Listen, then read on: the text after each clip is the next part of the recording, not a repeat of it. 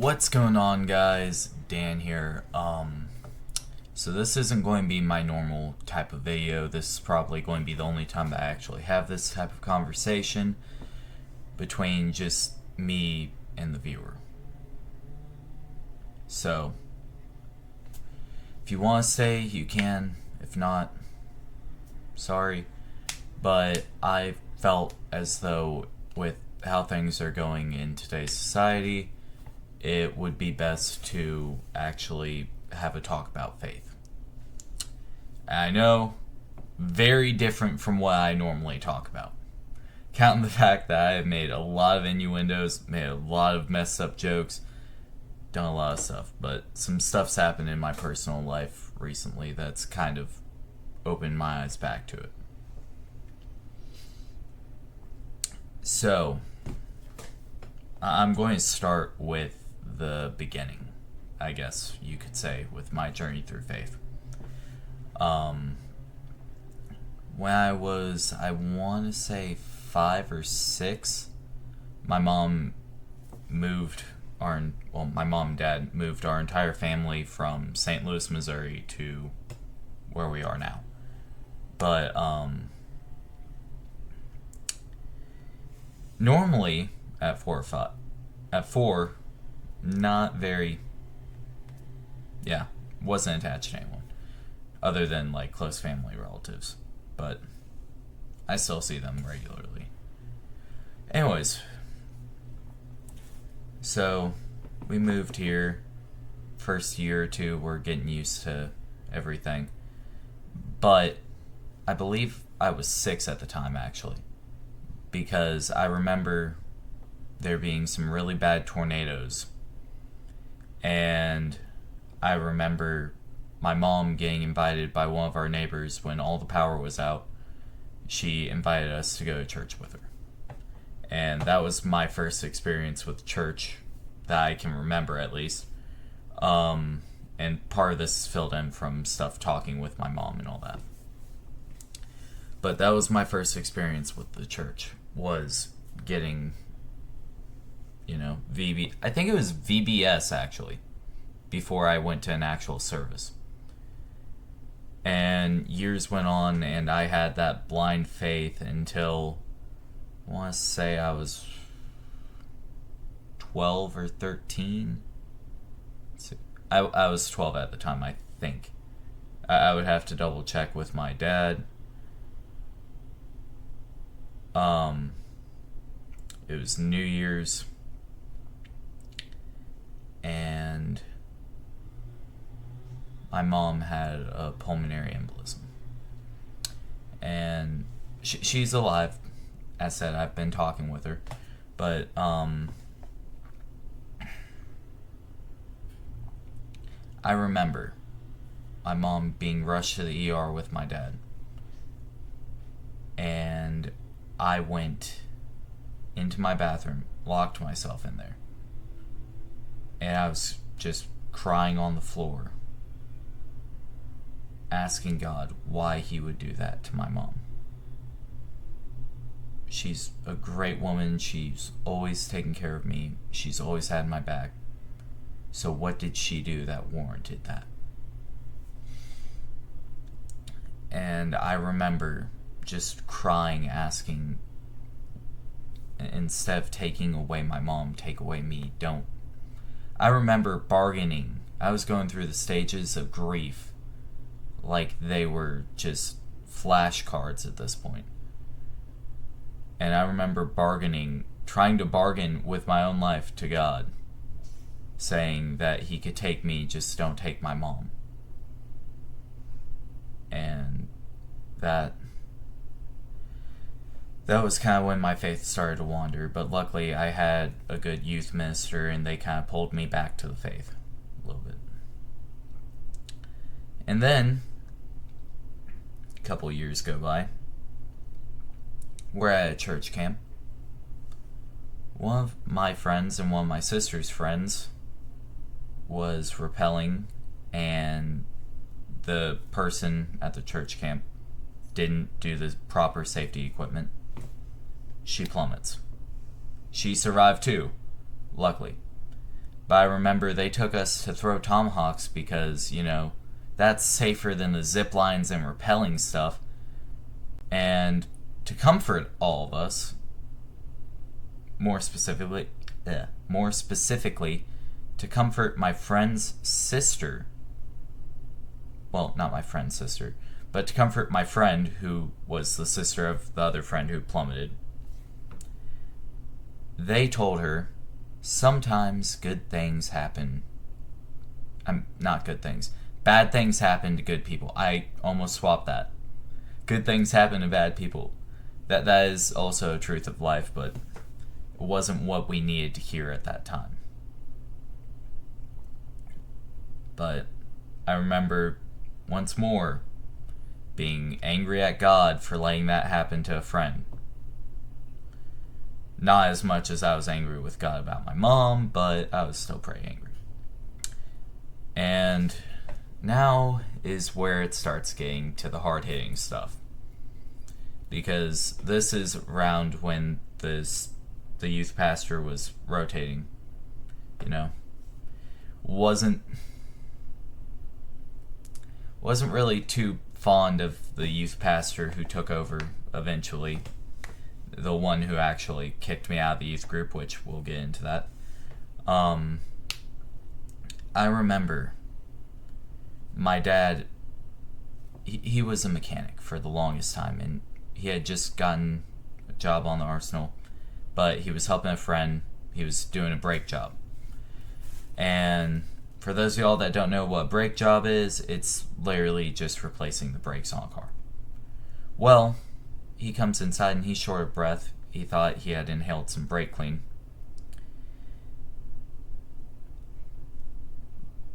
I have not heard my dad scream before. Like, I've heard him upset. I've heard him yell when I was being a complete and utter idiot. I've heard him yell when he was in pain because he slammed his hand on some fender or whatever. But I had never heard him scream. I've heard him say, ow, I've heard everything under the book. Never heard him scream until this day.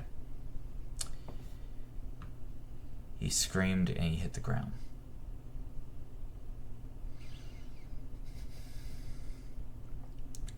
He suffered a massive heart attack with his Widowmaker being, I think he said, 98% clogged. And another one being 100% clogged.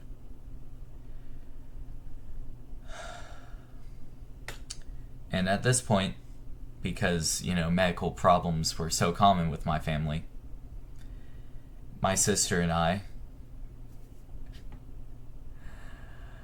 had a running thing where anytime something happened, because, dark humor helps us to grieve a little bit, we would go to IHOP. So anytime that something bad happened, we would look at each other and go, IHOP? IHOP. And, sorry.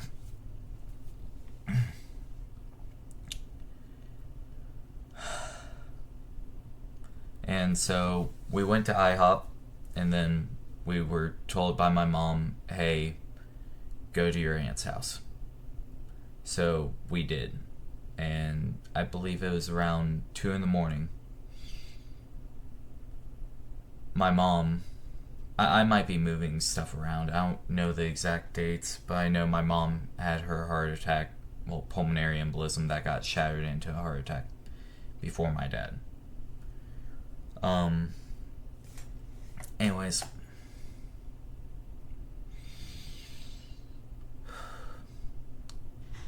our mom shows up around 2 a.m. the next day and to collect us and get us home.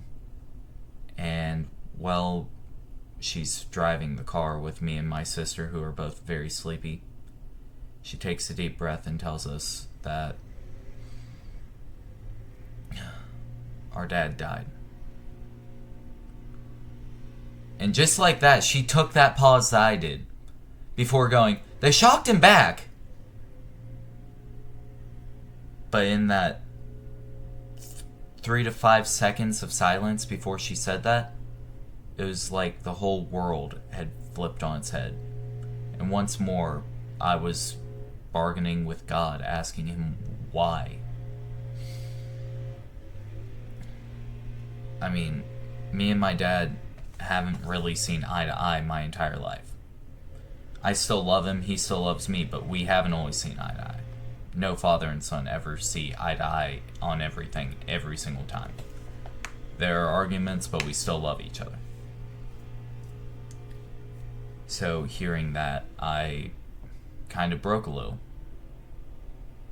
And then, luckily, nothing happened for a very long time, other than when shortly after that had happened, our youth pastor had changed to someone who, personally, I've forgiven him, but if I could go back in time, I wouldn't have said, yeah, he's a good fit for the youth group. Because he does a good job with appearances, but if you don't fit his mold, he doesn't want you around. Or at least that's how it came across. Because I approached him when I told him that my faith was wandering, just like it had the first time, but with the other youth pastor who actually pulled me into the youth group and helped with my faith.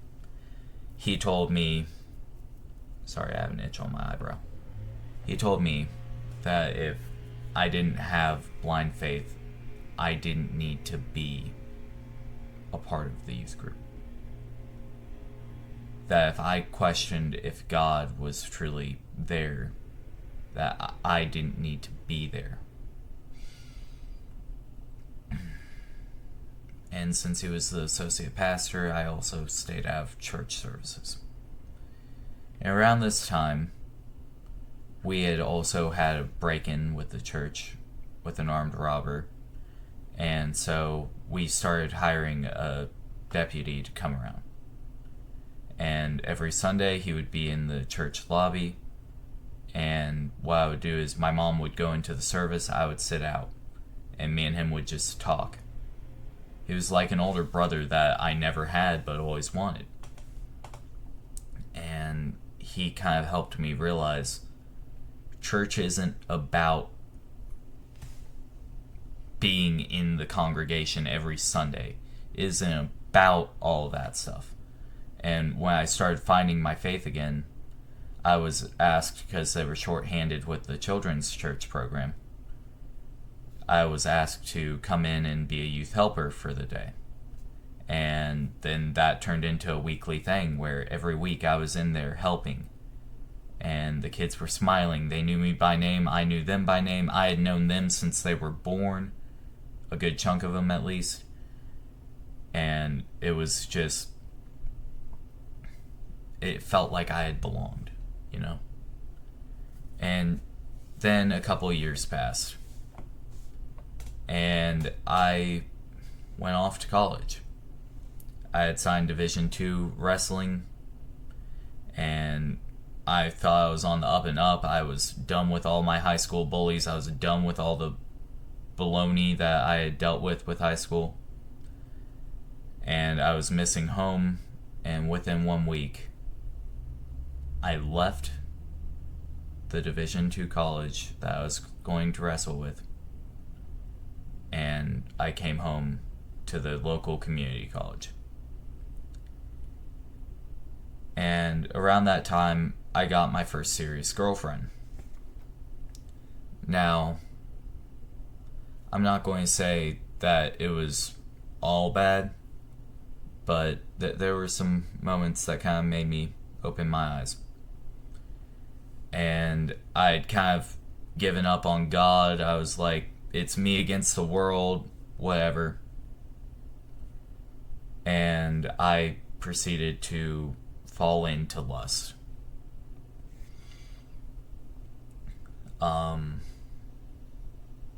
So, first serious girlfriend, within a month, I broke up with her due to personal reasons. I did have good reasoning, not going to expose personal drama inside of this video as much as I can avoid. I am.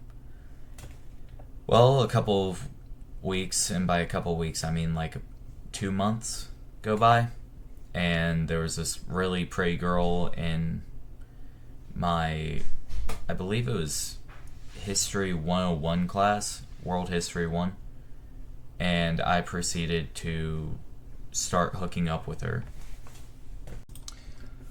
Okay, I'm sorry that was the only cut that there's going to be in the video that I'm aware of, at least at this point. Back to what I was saying. Me and this girl started hooking up, and I had so many people in my life telling me that that wasn't what I should be doing, and my grades started slipping. I started to not care about my classes. I only cared about one thing, and it was getting laid. And it took one of my close friends / mentors who got me into running to tell me, and I remember this because it was me, him, one of our other friends, and my boss. All 4 of us went out to eat because we were also all friends. So, all 4 of us. There's a decade minimum between each of our ages. But all 4 of us are sitting here eating, right? And he takes a sip of his drink. Then he looks me dead in the eyes and tells me that I was a father's worst nightmare. Now, for those of y'all that don't realize this, there are many things you can say to me that will, just roll off, because I've mastered the art of that. But when you have a close friend and mentor tell you that you are a father's worst nightmare, that wakes you up. That makes you go, huh, maybe I shouldn't be going down this path. And slowly but surely I started, just coming back to where I was before emotional turmoil. I'm not going to get into how many times I slept with someone, because that's not important. But I started giving back to the community more. Like, I was coaching wrestling. That was my big sport when I was in high school. I was a wrestler. And then I got really big into distance running this past year. And this is kind of going to be where it wraps up. But I got very big into distance running. And so, close friend and mentor who told me I was a father's worst nightmare, he noticed that I had changed. He noticed that I actually cared more about helping people than I did about my lust. And so he reached out to me while I was working at the chiropractic office. He came in because he was a regular. That's actually how me and him became friends. But he came in and he said, "Hey, do you want to come and start helping coach track?" Specifically, I helped with pole vault and distance. I'm now training myself for the multis. Anyways, besides the point.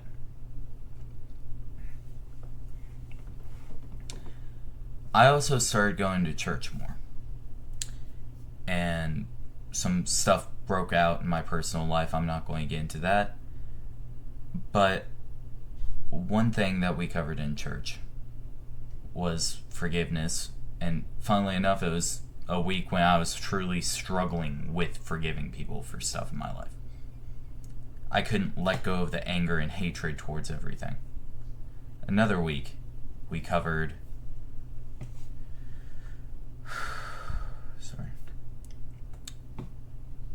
we covered when was the last time you saw God in your everyday life. And I thought back to it, and I just coached my first track meet. And that was when it dawned on me. The most recent time I had seen God wasn't just doing whatever at the grocery store. It was when I saw those kids truly enjoying their sport. In a lot of sports, you, especially as a coach, you come across kids who are being forced to do this stuff by their parents. But sometimes you get these kids that just love what they're doing, and it really gets to you. Well, in track, it was every single one of these kids was smiling and happy. They were doing it because they wanted to. And so I loved every second of that. But where does this come into my journey with Christ, huh? Well, not until recently. I had never suffered an injury running. While I was doing a 5K, which normal for me, I was sitting there like, I'm going to blow this away, I'm just training. And I started falling back into my it's all about me. 2 miles in, it didn't sound like that though. My T-band have slight tear in it now. A week later was sectionals for track and field. I had ace bandaged my leg. I had done everything I could. I did finish that 5K. Not proud of my finish time, but I finished it. Anyways, and that was 2 days before my 20th birthday. So, yeah. But anyways, I ace bandaged my leg, and about 4 days before the competition, my boss texts me. Not the chiropractor, but the track and field coach. He texts me going, "Hey, this one race that I did last year that you went and supported me in, well, sign-up's open if you want to try to do it." And you know what? I said, what the heck? I feel like I'm, going through the ringer, but I'll still go and do this, even though it's in a different state, and I have a torn IT band. I proceeded to go from my fastest 5K time, being 23 minutes and 15 seconds, to almost running under 21 minutes with the Tor IT band. Let that sink in.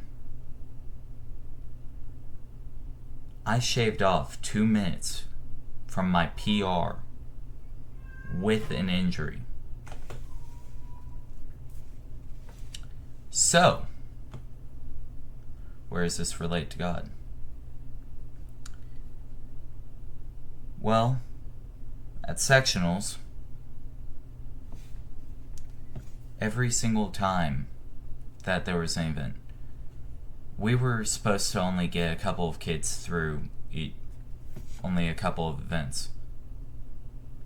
I believe the total number was we sent 24 kids to state. We had no one who was supposed to qualify in high jump on the guy's side. Not only did we have a guy qualified, he broke the school record and qualified. And then we were only supposed to get one guy through I believe it was the 100. We had two. And every time that we talked to these kids, one common thread. Each of them thanked Jesus Christ.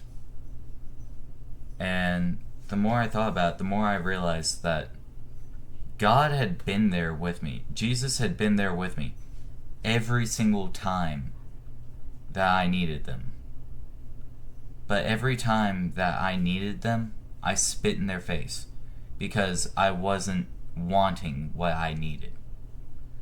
And then we went on state. We didn't win it, but this was also a rebuilding year, so we weren't really expected to. But I believe our girls came in 3rd overall in the state, and our guys came in 9th, I think. And I remember the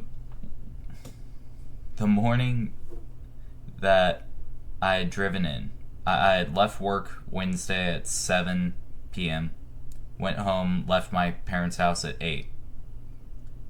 Got there at 1 in the morning for state. 5-hour power nap. And then me and my friend / mentor went on a run. And every single time that we run in the morning, or just hang out in the morning, there's a morning devotional that we listen to. It's not the same one. I'm not going to say which devotional it is, because you know what? You can find tons on YouTube. But I remember specifically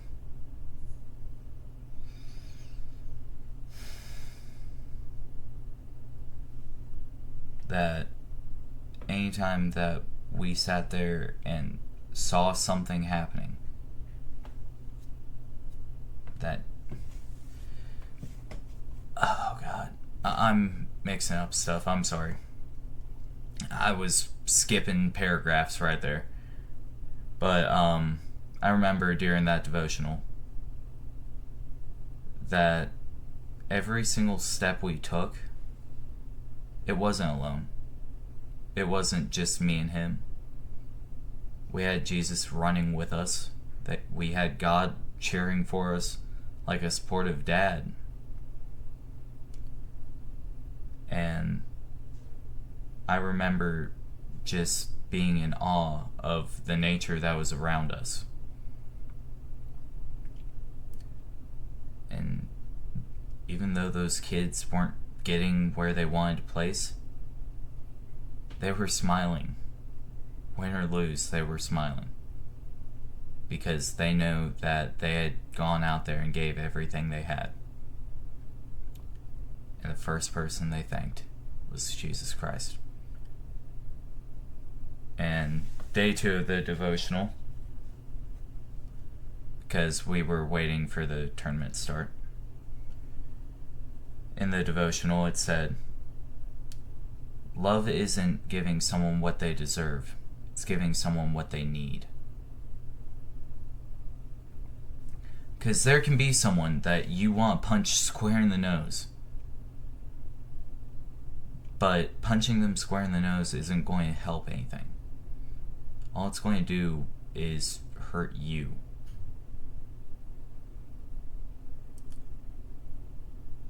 It might hurt them physically, but it hurts you spiritually.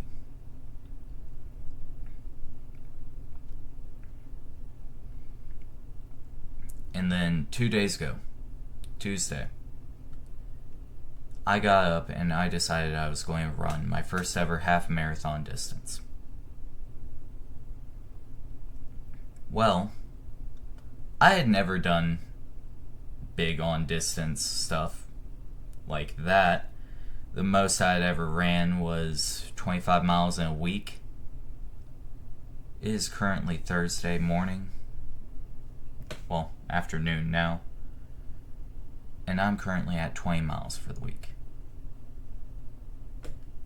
I'm not going to run until probably Friday. I'll do 2 miles and then have a 5K on Saturday. But anyways, that's getting back onto stuff that I don't need to get onto. I remember the first 2 miles of that not race, but that half distance wise, was the toughest of that entire 13.3 that I ran. And it was because I was thinking to myself that I was all on my own during this. I didn't have music. I had my phone in my pocket, but I wasn't playing music. I was just letting it track my distance. Even though I have one of these nice watches that tell me that, it's still nice to have multiple options. So, what did I do? I started noticing breezes when I was feeling, out of it. Started noticing it wasn't my breathing that was hurting, it was my legs. And then I started hearing footsteps with me. Not actually hearing footsteps, but metaphorically. And then it popped in in my brain, the story of the footsteps in the sand, where Jesus was walking with him. And even though I didn't see the footsteps, it didn't mean he wasn't still there. And God was cheering for me that entire 13.3. And so I gave up trying to listen to my feelings, and instead I let God take control. If God didn't want me to finish it, he wouldn't have let me. But he was there helping me every step of the way. And then the next day, I went down to the heptathlon, decathlon stuff that night, and the next day, me and my friend got up early, and we ran 5 miles. He did 5 miles. I did 5.2 because I wanted the even 20. And so, and every step in that nature trail, I couldn't help but hear Jesus' name calling, saying that even though I've made mistakes in my past, that he's here for me. And with that, I'm sorry if you thought my journey wasn't interesting. I'm sorry if you thought that my witness wasn't worth your time watching. I wanted to go ahead and say that. And this may be the last time I talk about Jesus on my channel. I don't care if I lose subscribers. This may not be the last time I talk about Jesus. I might bring him up in a video. Who knows? I might do a part 2 like 20 years later when I'm 40. No. That's if I make it 40. But the last thing I want to mention. Yesterday, we got home, and immediately we had to rush to the banquet. Because season's over, banquet was already set up, so we went and did that. And then on my ride home, I noticed there was a car that was broken down. I pulled off into the nearest neighborhood, put my hazards on, and they were pushing the car. I helped them get the car into the neighborhood, gave them a ride to wherever they were going, and when they were reaching into their pocket to try to give me something, I told them, no need. God calls for all of us to be nice to each other and take care of each other. So, if at some point this week you have the option to go out there and help someone, it's not a matter of should you. It's a matter of will you. With that, God be with all y'all.